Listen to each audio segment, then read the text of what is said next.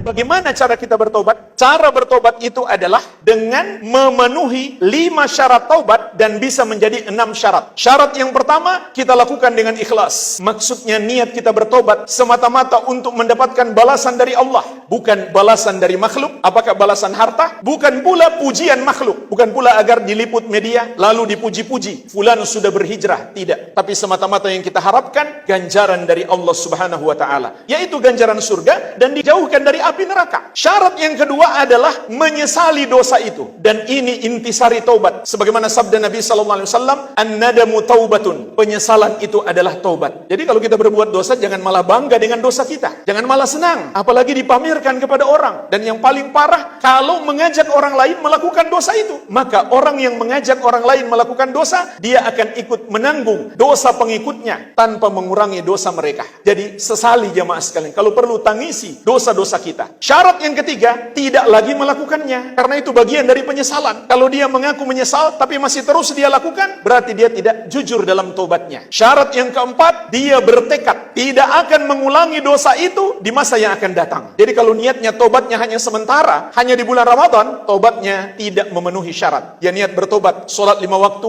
hanya di bulan Ramadan saja, maka tobatnya tidak memenuhi syarat. Harus dia bertekad, dia akan menjaga sholat 5 waktu sampai dia berpisah dengan kehidupan dunia ini. Kemudian syarat yang kelima, waktu bertobat belum habis. Kapan habis waktunya? Ketika malaikat maut sudah datang menjemput atau matahari sudah terbit dari arah barat. Allah Subhanahu wa taala berfirman, "Walaysati taubatu lil ladzina ya'maluna sayyi'at hatta idza hadara ahadahumul maut qala inni tubtul an." Tidaklah tobat itu diterima dari orang-orang yang berbuat kejelekan sampai apabila kematian telah mendatangi salah seorang dari mereka, barulah dia mengatakan, "Saya tobat sekarang." Rasulullah sallallahu alaihi wasallam bersabda, "La tanqati'ul hijrah hatta tanqati'a taubatu, wa la tanqati'u taubatu hatta tatlu'a syamsu min maghribiha." Kewajiban berhijrah akan selalu disyariatkan sampai kewajiban bertobat itu terputus, dan kewajiban bertobat selalu disyariatkan sampai matahari terbit dari arah barat. Dan apabila dosa itu berupa kezaliman kepada orang, maka ditambah syarat yang keenam, harus minta maaf kepadanya atau mengembalikan haknya atau minta penghalalan. Di samping kita memenuhi syarat yang pertama sampai kelima, masih ada syarat yang keenam. Selesaikan urusan dengan orang yang kita zolimi, minta maaf, kembalikan haknya. Yang punya hutang misalkan belum dibayar-bayar, harus bayar dulu baru Allah maafkan. Kalau tidak jamaah sekalian, urusannya bisa panjang sampai di hari kiamat. Orang yang mati syahid sekalipun, dia mati membela agama Allah Subhanahu wa taala, tertahan belum bisa masuk surga gara-gara punya hutang belum bayar. Jangankan nggak mau bayar, menunda-nunda hutang saja itu sudah zolim. Matlul ghani zulmun, kata Nabi SAW. Orang yang mampu bayar tapi dia tunda-tunda pembayaran meskipun dia masih niat bayar, itu sudah kezaliman. Rasulullah SAW pernah bertanya kepada para sahabat, "Atadruna mal muflis?" Tahukah kamu siapa orang yang bangkrut itu? Para sahabat menjawab, "Al muflisu fina man la dirham wala mata." Orang yang bangkrut di tengah-tengah kami adalah yang tidak punya uang, tidak pula punya harta. Maka Nabi SAW menegaskan, bukan itu orang yang bangkrut. "Innal muflisa min ummati man ya'ti yaumal qiyamah bi salatin wa siyamin wa zakatin." Sesungguhnya orang yang bangkrut dari kalangan umatku adalah yang menghadap Allah di hari kiamat dengan membawa amalannya yang begitu banyak, salatnya, puasanya, zakatnya, maupun amal-amal ibadah yang lain. Jadi dia bangkrut padahal dulu di dunia rajin ibadah. Kenapa? Wa ya'ti qad syatama hadza. Karena dulu di dunia dia pernah mencaci si fulan, pernah membuli orang, pernah menghina orang. Wa qadzafa hadza,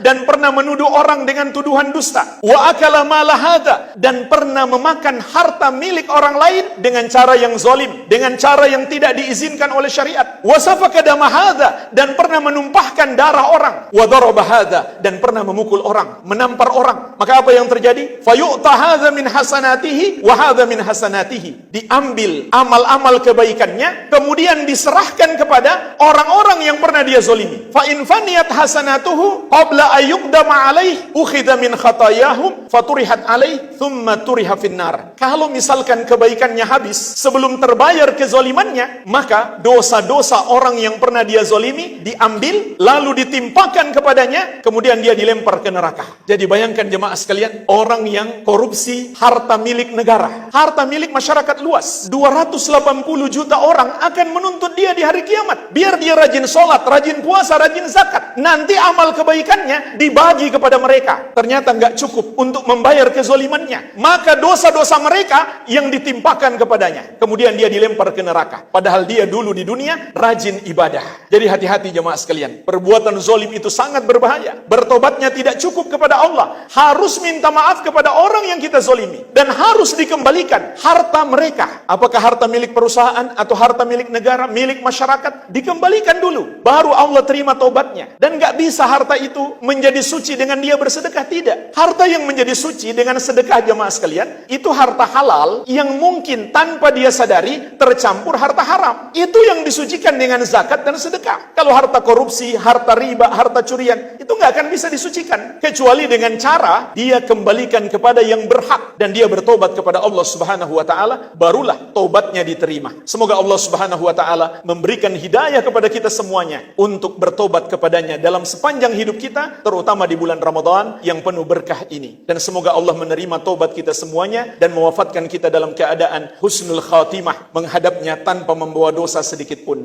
Al-Amwah menemani ibadahmu juga hijrahmu.